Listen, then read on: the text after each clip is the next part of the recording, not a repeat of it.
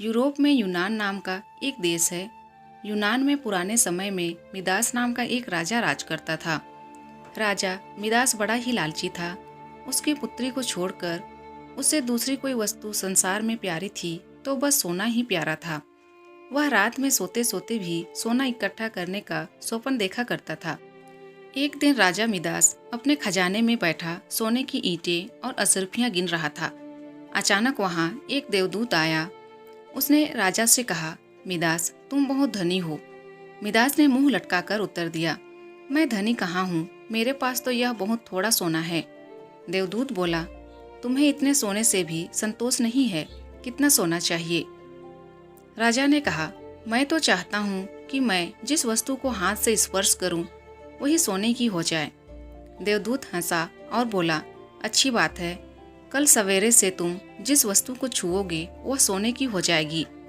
उस दिन और रात में राजा मिदास को नींद नहीं आई। वह सुबह उठा, उसने एक कुर्सी पर हाथ रखा, वह सोने की हो गई। एक मेज को छुआ, वह सोने की बन गई। राजा मिदास प्रसन्नता के मारे उछलने और नाचने लगा। वह पागलों की भांति दौड़ता हुआ अपने बगीचे में गया और पेड़ों को छूने लगा। फूल, पत्ते, डालियां, गमले छुए, सब सोने के हो गए। सब चमचमाचम चमकने लगा। मिदास के पास सोने का पार नहीं रहा। दौड़ते उछलते में मिदास थक गया। उसे अभी तक यह पता ही नहीं लगा था कि उसके कपड़े भी सोने के होकर बहुत भारी हो गए हैं। वह प्यासा था और भूख भी उसे लगी थी। बगीचे से अपने राजमहल लौटकर एक सोने की कुर्सी पर बैठ गया। एक नौकर ने उसके आगे भोजन और पानी लाकर रख दिया, लेकिन जैसे ही राजा ने भोजन को हाथ लगाया वह भोजन सोने का बन गया। उसने पानी पीने के लिए गिलास उठाया तो गिलास और पानी सोना हो गया। मिदास के सामने सोने की रोटियां, सोने के चावल, सोने के आलू आदि रखे थे। वह भूखा था, प्यासा था, सोना चबाकर उसकी भूख नहीं मिट सकती थी। मिदास रो पड़ा। उसी समय उसकी पुत्री खेलते हुए वहां आई। अपने पिता को रोते हुए देखकर पिता की गोद में चढ़कर उसके आंसू पोंछने लगी। मिदास ने पुत्री को अपनी छाती से लगा लिया, लेकिन अब उसकी पुत्री वहां कहाँ थी? गोद में तो उसकी पुत्री की सोने की इतनी वजनी मूर्ति थी कि उसे वह गोद में उठाए भी नहीं रख सकता था। बेचारा मिदास सिर पीट पीट कर रोने लगा। देवता को दया आ गई। वो फिर प्रकट हुआ। उसे देखते ही मिदास उसके पैरों पर गिर पड़ा और गिड़गिड़ाकर प्रार्थना करने लगा, अपना वरदान वापस लौटा लीजिए।